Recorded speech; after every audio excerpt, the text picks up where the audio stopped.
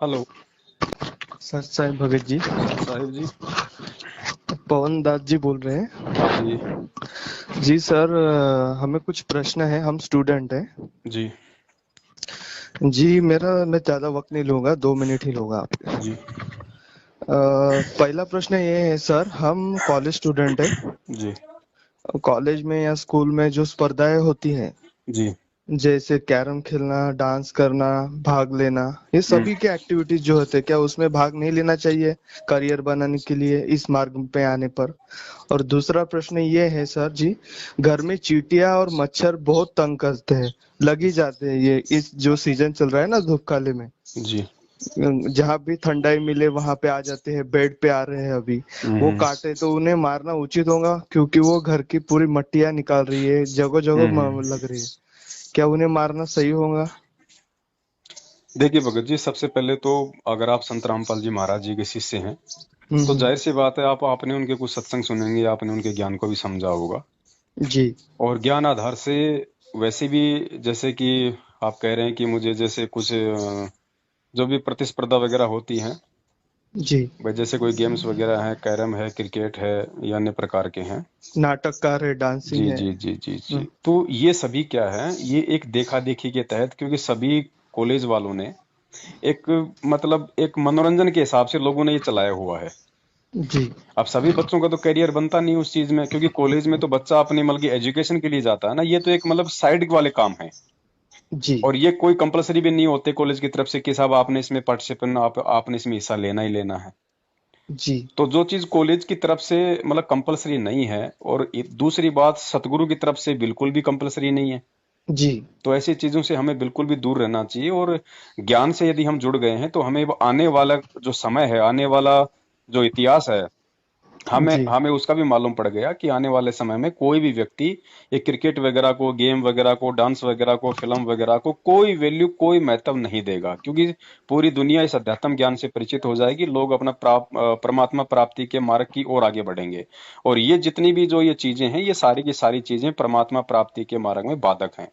अब जैसे जी। मतलब कि रनिंग करते हैं हम, कोई 2 किलोमीटर है, 5 किलोमीटर है, 10 किलोमीटर है, मैराथन है, हाफ मैराथन है। अब हम्म। ये होता है क्या भगत जी, ये काल भगवान की सूक्ष्म चाल होती हैं। अब ये ज्ञान समझ में आने के बाद ये चीजें हमें मतलब समझ में आती हैं, क्योंकि हमारा जो शरीर है, हमारी जो उम्र है, वो श्वासों के ऊपर है। और जी। एक व्यक्ति यदि कोई मतलब दौड़ में हिस्सा ले रहा है तो वो दौड़ेगा, रोजाना उसका अभ्यास भी करेगा, घंटों घंटों। तो देखिए उसकी कितनी श्वासें, उसकी जब वो दौड़ेगा तो कितनी श्वासें, कितनी तेजी से काल भगवान उसकी बर्बाद कर रहा है। जी। अगर कोई क्रिकेट खेल रहा है तो पहली बात तो उसमें जोर लगता है, और दूसरी बात फिर वो मतलब रन लेने के लिए दौड़ेगा इधर से उधर, तो उसकी श्वासें बहुत ज्यादा मतलब वो तेज गति से चलेंगी। जी। तो ये काल भगवान की सूक्ष्म चाल होती है इस जीव की श्वासों को मतलब नष्ट करवाने की। जी। तो हमने इन सभी बातों को ध्यान में रख के, हमने भगत जी इन चीजों से बिल्कुल भी दूर हो जाना है। और दूसरी बात, मान लीजिए किसी भी तरीके से आपने कोई गेम खेल भी लिया, तो सबसे पहली बात तो ये कि वो सतगुरु के वचन की अवज्ञा हो गई, आप परमात्मा से दूर हो गए।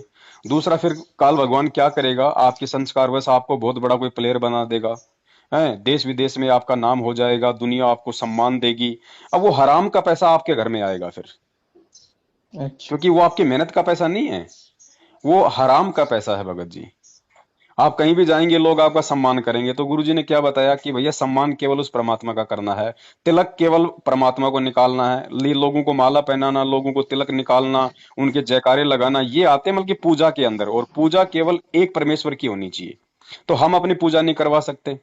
लोगों की लोगों की जो है हमारे ऊपर एक मतलब कि एक बहुत ज्यादा, जैसे बोलते हैं ना, जैसे ये मेरा फैन है, ये मेरा फैन है, तो जाहिर सी बात है लोग आपके प्रशंसक भी हो जाएंगे जब आप इतने बड़े हो जाएंगे तो, है कि नहीं। तो जी। ये जो चीजें हैं भगत जी, ये भक्ति मार्ग में बिल्कुल बाधक है। हमने सिंपल तरीके से एक भगत बन के और एक साधारण जीवन जीना है कि साईं इतना दीजिए जिसमें कुटुंब समाव, हम भी भूखा ना रहे, साधु ना भूखा जाए। कल को आप बड़े आदमी बन गए तो जाहिर सी बात, आप साइकिल पे तो चल नहीं पाओगे, फिर आप अपने स्टेटस के अनुसार आप बीएमडब्ल्यू भी लोगे या फिर ओडी लोगे। ऑटोमेटिक फिर हमारे अंदर वो भाव जो है, वो मान बढ़ाई वाले, अहंकार वाले उत्पन्न हो जाएंगे, और हम परमात्मा से कोसों दूर हो जाएंगे। तो हमने चाहिए मोक्ष, हमने चाहिए भक्ति। अब ये ऐसे जन्म तो भगत जी, गुरु जी ने बताया, असंख्यों युगों में असंख्यों बार हम भोग चुके हैं। कोटि जन्म तू राजा की ना मिली न जो है मन की आशा, कोटि जन्म तू राजा की ना मिटी न मन की आशा। तो परमात्मा कहते हैं बेटा तू करोड़ों जन्म तो तू राजा के जी चुका है, चक्रवर्ती राजा के, पूरी दुनिया पे तेरा राज था। आज तू एक स्टेट लेवल पे या नेशनल लेवल पे छोटा सा प्लेयर बन के क्या हासिल कर लेगा। तो हमने हमारा जो टारगेट है भगत जी इस मानव मानव जन्म मिलने का, वो है परमात्मा की प्राप्ति और सतगुरु के प्रत्येक वचन पे कुर्बान हो जाना। हमने उसको ध्यान में रखना भगत जी। दूसरी बात, आपके घर में कोई चींटी वगैरह या जो भी जैसे बरसात के टाइम में या वैसे जो आ जाते हैं, तो आजकल तो मार्केट में वैसे भी बहुत सारे जो है तरीके हैं उनको भगाने के। तो आप जो है उन तरीकों को आप जी यूज कर सकते हैं भगत जी। बाकी मारना बिल्कुल भी उचित नहीं है, क्योंकि वो नादान प्राणी है, वो भोला है, उसको नहीं पता भगत जी कि मैं इस घर में जा रहा हूं तो या इस घर वालों के लिए अच्छा है या बुरा है। अब हम लोग हैं भगत जी, अब हम लोग क्या करते हैं, अब जंगल वैसे जानवर के लिए होते हैं, लेकिन आज आज लोगों ने जंगल काटने शुरू कर दिए, लोगों ने जंगलों में बड़े बड़े फार्म हाउस बना लिए हैं। अब हम क्या कर रहे हैं, हम उन लोगों के जगह पे जा रहे हैं, तो फिर वो लोग कहाँ जाएंगे, वो जानवर कहाँ जाएंगे भगत जी। जंगल जिनका निवास है, आज इंसान ने जंगलों पे भी कब्जा कर लिया, तो जानवर बेचारे जाएंगे कहाँ। बराबर। तो हमने थोड़ा सा ना, आजकल मार्केट में बहुत सारी ऐसी जैसे मतलब कुछ ऐसे स्प्रे वगैरह भी आते हैं जिनसे उनको हानि नहीं पहुंचती, लेकिन उसकी गंध वगैरह से फिर वो आसपास नहीं आते। एक वो लक्ष्मण रेखा वगैरह उसको क्या बोलते हैं, उसकी वो जैसे लाइन बस से मार बस देते वही, हैं। हाँ हाँ, उसी से मार रहे हैं हम। हाँ, तो मारना नहीं है, उससे मरते नहीं है, लेकिन वो उस लाइन को पार नहीं करते, अच्छा। है ना। अगर उससे मरते हैं तो फिर आपने लक्ष्मण रेखा का भी यूज नहीं करना है। मतलब हम्म। हमारी तरफ से किसी भी प्रकार का, चाहे कोई चींटी हो चाहे कोई हाथी हो, उस आत्मा को नुकसान नहीं पहुंचना चाहिए भगत जी। अच्छा। और दूसरी बात, अगर फिर भी नहीं जा रहे हैं, तो फिर लास्ट और फाइनली जो भगत जी जो तरीका है वो है, फिर अपने सतगुरु देव जी के आगे भगत जी मालिक को मतलब दंडवत करके, और फिर वो परमात्मा से हृदय से इस चीज की प्रार्थना की जाए, तो परमात्मा फिर भगत जी आपकी भावनाओं को समझ के, आपकी व्यवस्था को समझ के, क्योंकि मालिक तो फिर समर्थ है, परमात्मा तो जी फिर किसी भी साइड में उनकी दिशा मोड़ देगा। जी जी। तो यही तरीके हैं, और उसके बाद भी अगर नहीं जाते हैं, तो हर स्थिति में भगत जी मारना तो हमने है ही नहीं, भले ही चाहे फिर हमारा नुकसान हो चाहे हमारा फायदा हो। जी। और सर जी एक बात बताता हूँ, साधना करते करते अगर सिद्धियां या हमें कुछ दिखे जाए तो हम्म। कैसे रहना चाहिए, साधक ने इस सिद्धि का इस्तेमाल क्यों नहीं करना चाहिए, इस पे देखिए, बताइए। ये जो भक्ति है, इस भक्ति में 24 प्रकार की सिद्धियां हैं भगत जी।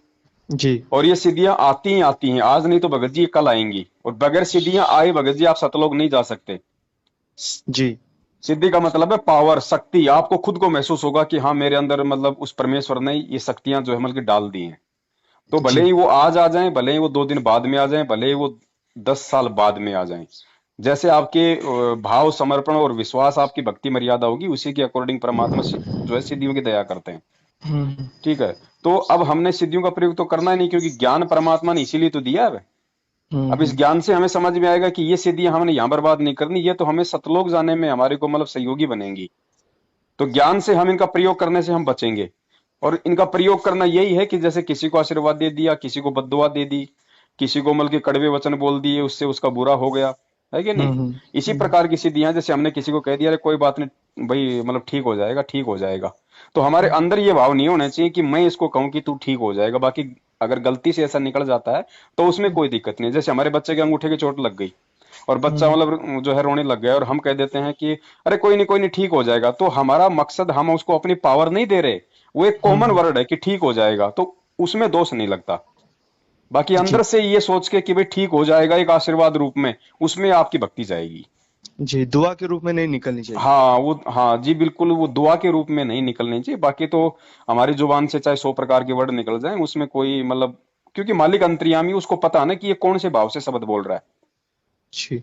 मतलब सिद्धियों के साथ साथ समझ भी दे देता है मालिक। समझ के लिए ही परमेश्वर ने सत्संग किए, नहीं तो सत्संग का कोई मतलब ही नहीं था भगत जी। खाली नाम दे देते, अपने घर पे भेज देते, लेकिन नाम जो है हमारी मतलब की वो बनेगी, घेराबंदी करेगी इस नाम की, हमारे को जी। जो है मतलब बचाएगी कि हम किसी प्रकार की कोई गलतियां ना करें। हाँ। मैंने आपने आपका एक सत्संग सुना था सर जी, उनमें उनमें आपने बताया था कि ऑनलाइन दीक्षा लेने के बाद नहीं लेनी चाहिए थी। मुझे उस दिन इतना फील हो गया यार, क्या कर लिया अपन ने। तो देखो भगत जी, आपको बिल्कुल भी फील नहीं होना चाहिए, क्योंकि वो आपने जानबूझ के नहीं किया, हम्म वो आपसे वो अनजाने में हुआ है, आपको बिल्कुल भी हकीकत का नहीं पता था, तो आपने नाम दीक्षा ले ली। अब वो आपका संस्कार था, आपने ले लिया, आपने उसमें कोई अफसोस नहीं करना है। नाम वो परमेश्वर का ही है, आने वाले समय में भी परमात्मा इसी तरीके से नाम देंगे, लेकिन वो जिसको अधिकार देंगे, इन लोगों को आदेश नहीं है, जिस कारण से ये फर्जी नाम दीक्षा कही जाती है। बाकी मंत्र ये परमेश्वर के हैं। अगर जिस दिन साधक को समझ में आ जाए ये सारी हकीकत, ये बरवाला कांड, इन लोगों का ये आचरण और गुरु जी के साथ इन लोगों का कैसा व्यवहार था, कैसा इन लोगों का बर्ताव था, उसके बाद में आपने केवल जैसा गुरुदेव ने आपको मंत्र जाप करने की जो विधि बताई है, मर्यादा बताई है, आपने उस विधि में रह के आपने इन मंत्रों का जाप करना है। इन लोगों का साथ छोड़ देना है, इनका कोई आदेश पालना नहीं करनी, तो कोई दिक्कत नहीं। वही नाम काम करेगा जो भाई जो हमारा काम कर रहा है। जी, अभी मैं सतयुग की परी देख रहा हूँ, कब आ रहे हैं कब आ रहे हैं, आपके जो वीडियोस देख रहा हूँ आपके माध्यम से। मैं देख रहा हूँ कि अभी सतयुग की शुरुआत हो चुकी है, 2024 तक आप बता रहे हैं। भगत जी देखो, अब होनी है। परमात्मा को 7 साल हो गए, कोई जेल में बैठने तो आए नहीं, और सारा जीवन परमात्मा संघर्ष ही थोड़ी करता रहेगा, लोगों की गालियां थोड़ी खाता रहेगा। जी। अब दुनिया के जो है जैसे उनके कर्म कुकर्म थे, उनके परिणाम भोगने का समय आ गया है।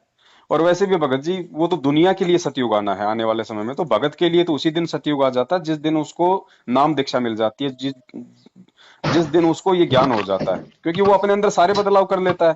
सतयुग में आदमी इसी तरीके से रहा करता था जैसे आज गुरु जी ने हमें बना दिया। ना चोरी करना, ना जारी करना, ना कोई ठगी करना, ना किसी को दुखी करना मन कर्म वचन से, है ना कोई नशा करना, ना कोई मांस खाना, प्यार प्रेम से रहना। ये सभी तो सतयुग में होता था। और नाम दीक्षा देने के बाद परमात्मा सारे नियम हमें बता देते हैं कि भैया तुम्हें इस तरीके से रहना है। तो हमारे लिए तो उसी दिन से सतयुग हो गया शुरू, जिस दिन से हमें नाम दीक्षा मिल गई। बाकी तो जगत के लिए आना है वो तो। ओके। ठीक है सर। ठीक है बड़े भाई। ठीक। सत्साई जय बंदी छोड़। सच।